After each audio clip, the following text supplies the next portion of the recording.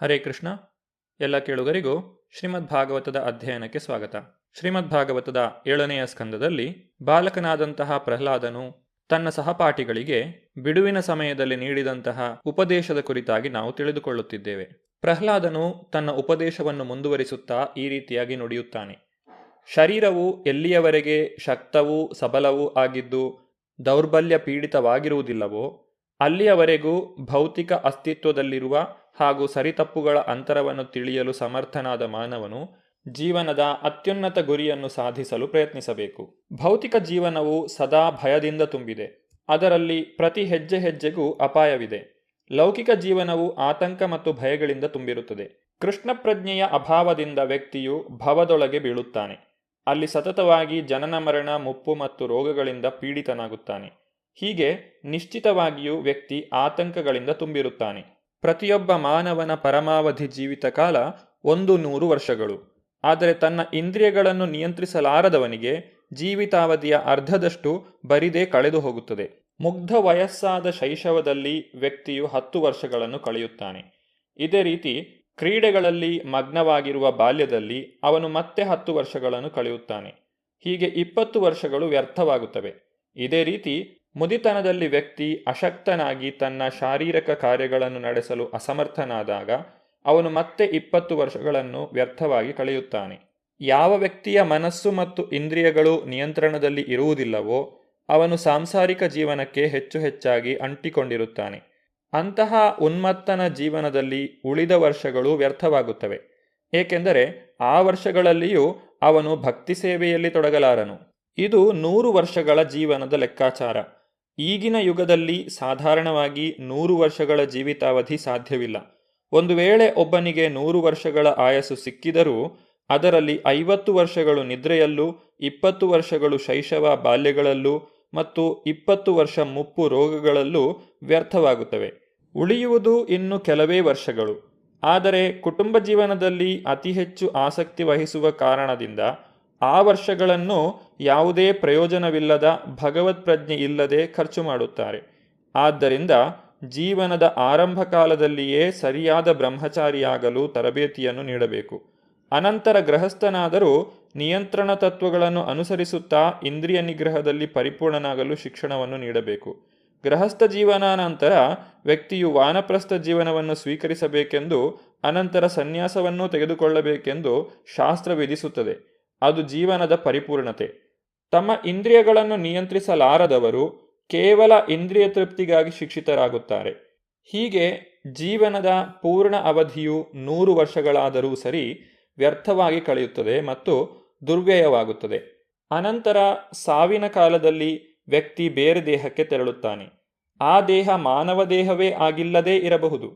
ಮಾನವನಾಗಿ ತಪಸ್ಸೆಯ ಜೀವನ ನಡೆಸದ ವ್ಯಕ್ತಿಯು 100 ವರ್ಷಗಳ ನಂತರ ಮತ್ತೆ ಬೆಕ್ಕು, ನಾಯಿ, ಹಂದಿ ಇತ್ಯಾದಿಗಳಿಂದ ಶರೀರದಲ್ಲಿ ನಿಶ್ಚಿತವಾಗಿ ಆವಿರ್ಭವಿಸಲೇಬೇಕು.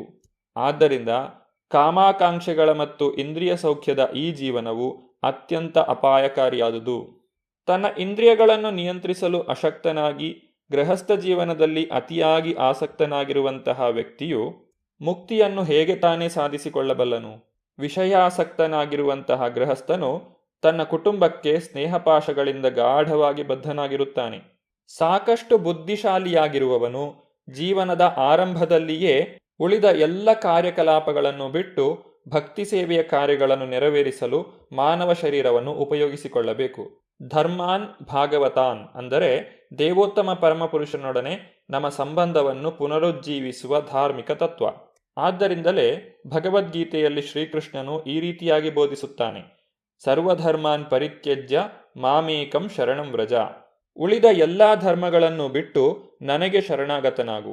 ಭೌತಿಕ ಪ್ರಪಂಚದಲ್ಲಿ ನಾನಾ ವಾದಗಳ ಹೆಸರಿನಲ್ಲಿ ಎಷ್ಟೆಷ್ಟೋ ಕರ್ತವ್ಯಗಳನ್ನು ನಾವು ನಿರ್ಮಿಸಿಕೊಳ್ಳುತ್ತೇವೆ. ಆದರೆ ನಮ್ಮ ವಾಸ್ತವ ಕರ್ತವ್ಯವೇನೆಂದರೆ ಜನನ ಮರಣ ಮುಪ್ಪು ರೋಗ ಚಕ್ರದಿಂದ ನಮ್ಮನ್ನು ಬಿಡಿಸಿಕೊಳ್ಳುವುದು. ಈ ಉದ್ದೇಶಕ್ಕಾಗಿ ಮಾನವನು ಮೊದಲು ಈ ಭೌತಿಕ ಜೀವನದ ಬಂಧನದಿಂದ ಮುಕ್ತನಾಗಬೇಕು.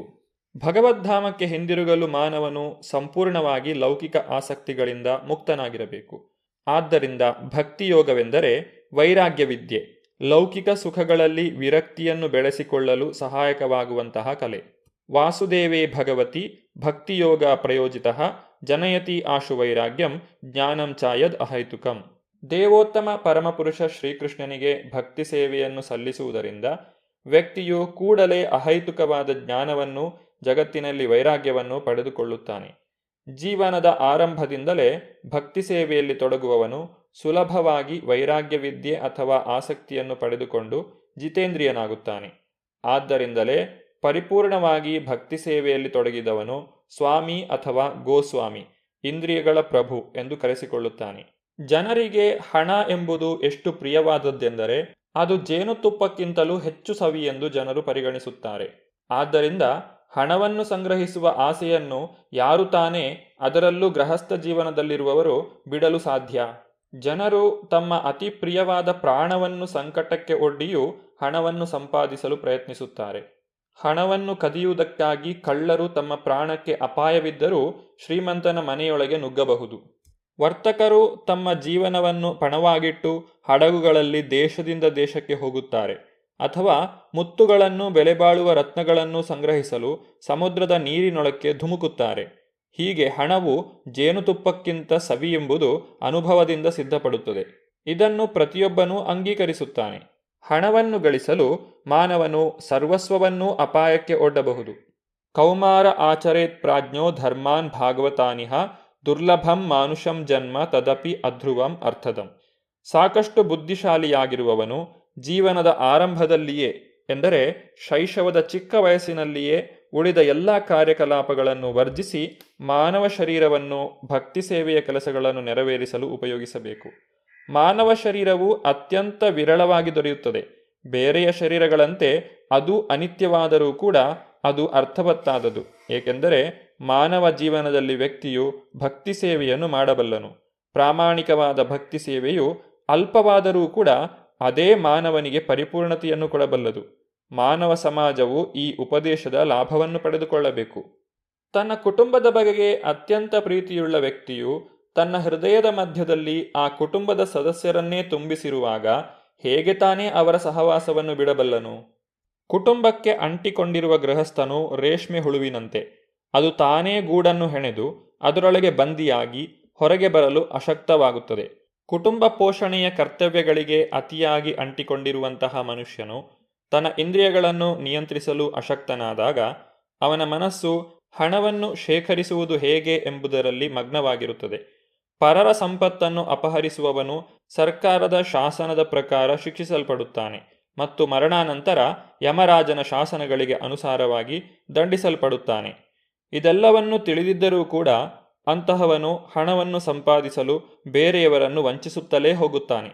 ಯಾವ ಕಾಲದಲ್ಲೂ ಯಾವ ದೇಶದಲ್ಲೂ ದೇವೋತ್ತಮ ಪರಮಪುರುಷನ ಅರಿವಿಲ್ಲದೆ ಯಾವ ವ್ಯಕ್ತಿಯೂ ಸಾಂಸಾರಿಕ ಬಂಧನದಿಂದ ತನ್ನನ್ನು ಬಿಡಿಸಿಕೊಳ್ಳಲು ಶಕ್ತನಾಗುವುದಿಲ್ಲ ಎಂಬುದು ಸುನಿಶ್ಚಿತ. ಆದರೆ ಭಗವಂತನ ಅರಿವಿಲ್ಲದವರು ಭೌತಿಕ ನಿಯಮಗಳಿಂದ ಬಂಧನಕ್ಕೊಳಗಾಗುತ್ತಾರೆ. ದೇವೋತ್ತಮ ಪರಮಪುರುಷನಾದ ನಾರಾಯಣನು ಎಲ್ಲ ಜೀವಿಗಳ ತಂದೆ. ಪರಿಣಾಮತಃ ವ್ಯಕ್ತಿಯು ಮಗುವಾಗಿರಲಿ ಅಥವಾ ಮುದುಕನಾಗಿರಲಿ ಭಗವಂತನನ್ನು ಸಂತೋಷಪಡಿಸಲು ಅಥವಾ ಆರಾಧಿಸಲು ಯಾವುದೇ ಸಂದರ್ಭದಲ್ಲಿಯೂ ಯಾವ ಅಡ್ಡಿಯೂ ಇಲ್ಲ. ಜೀವಿಗಳಿಗೂ ದೇವೋತ್ತಮ ಪರಮಪುರುಷನಿಗೂ ಇರುವ ಸಂಬಂಧವು ಯಾವಾಗಲೂ ವಾಸ್ತವಿಕವಾದದ್ದು. ಆದ್ದರಿಂದ ಭಗವಂತನನ್ನು ಸಂತೋಷಗೊಳಿಸುವುದರಲ್ಲಿ ಯಾವುದೇ ಕಷ್ಟವಿಲ್ಲ. ಮಾನವನು ಅತ್ಯಲ್ಪವಾದ ಭಕ್ತಿ ಸೇವೆಯನ್ನು ಸಲ್ಲಿಸಿದರೂ ಕೂಡ ಅವನನ್ನು ಅತಿದೊಡ್ಡ ಅಪಾಯದಿಂದ ರಕ್ಷಿಸುವುದಕ್ಕಾಗಿ ನಾರಾಯಣನು ಯಾವಾಗಲೂ ಸಿದ್ಧನಾಗಿರುತ್ತಾನೆ. ಇದಕ್ಕೆ ಸ್ಪಷ್ಟ ಉದಾಹರಣೆಯೆಂದರೆ ಅಜಾಮಿಳ. ಅನೇಕ ಪಾಪಮಯ ಕೃತ್ಯಗಳನ್ನು ಆಚರಿಸಿ ಅಜಾಮಿಳನು ದೇವೋತ್ತಮ ಪರಮಪುರುಷನಿಂದ ದೂರನಾಗಿ ಅತಿ ತೀಕ್ಷ್ಣವಾದ ಯಮದಂಡನೆಗೆ ಯಮರಾಜನಿಂದ ಗುರಿಯಾಗಿದ್ದನು. ಸಾವಿನ ಸಮಯದಲ್ಲಿ ಅಜಾಮಿಳನು ತನ್ನ ಮಗ ನಾರಾಯಣನನ್ನು ಕರೆದನು. ದೇವೋತ್ತಮ ಪರಮಪುರುಷನನ್ನು ಉದ್ದೇಶಿಸದೇ ಇದ್ದರೂ ಕೂಡ ಅವನು ನಾರಾಯಣನ ನಾಮವನ್ನು ಜಪಿಸಿದ್ದರಿಂದ ಯಮದಂಡದಿಂದ ಪಾರಾದನು. ಆದ್ದರಿಂದ ಭಗವಂತನನ್ನು ಸಂತೋಷಪಡಿಸಲು ಕುಟುಂಬ, ಜಾತಿ ಮತ್ತು ರಾಷ್ಟ್ರಗಳನ್ನು ತೃಪ್ತಿಪಡಿಸಲು ಬೇಕಾಗುವಷ್ಟು ಪ್ರಯತ್ನ ಮಾಡಬೇಕಾಗಿಲ್ಲ.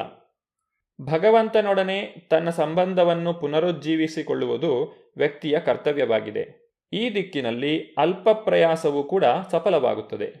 ಭಗವಂತನ ನಾಮದ ಶ್ರವಣ ಮತ್ತು ಕೀರ್ತನೆಗಳ ರೂಪದಲ್ಲಿ ವ್ಯಕ್ತಿಯು ಮಾಡುವ ಸರಳ ಭಕ್ತಿ ಸೇವೆಯು ದೇವೋತ್ತಮ ಪರಮಪುರುಷನನ್ನು ಸಂತೋಷಪಡಿಸಬಲ್ಲದು. ಆದ್ದರಿಂದಲೇ ಶ್ರೀ ಚೈತನ್ಯ ಮಹಾಪ್ರಭುಗಳು ಪರಂ ವಿಜಯತೆ ಶ್ರೀಕೃಷ್ಣ ಸಂಕೀರ್ತನಂ ಶ್ರೀಕೃಷ್ಣ ಸಂಕೀರ್ತನಕ್ಕೆ ಪೂರ್ಣ ವಿಜಯ ಎಂದು ಹೇಳುವ ಮೂಲಕ ತಮ್ಮ ಆಶೀರ್ವಾದವನ್ನು ಇತ್ತಿದ್ದಾರೆ. ಮಾನವ ಜನ್ಮದ ನಿಜವಾದ ಲಾಭವನ್ನು ಪಡೆದುಕೊಳ್ಳಲು ಇಚ್ಛಿಸುವವನು ಭಗವಂತನ ಪವಿತ್ರ ನಾಮದ ಸಂಕೀರ್ತನೆಯನ್ನು ಮಾಡಬೇಕು. ಭಗವಂತನ ಆರಾಧನೆಯ ಕುರಿತಾಗಿ ಪ್ರಹ್ಲಾದನು ತನ್ನ ಸಹಪಾಠಿಗಳಿಗೆ ನೀಡುತ್ತಿರುವಂತಹ ಈ ಉಪದೇಶದ ಇನ್ನೂ ಹೆಚ್ಚಿನ ವಿವರಗಳನ್ನು ನಾವು ಮುಂದಿನ ಸಂಚಿಕೆಯಲ್ಲಿ ನೋಡೋಣ. ಧನ್ಯವಾದಗಳು. ಹರೇ ಕೃಷ್ಣ.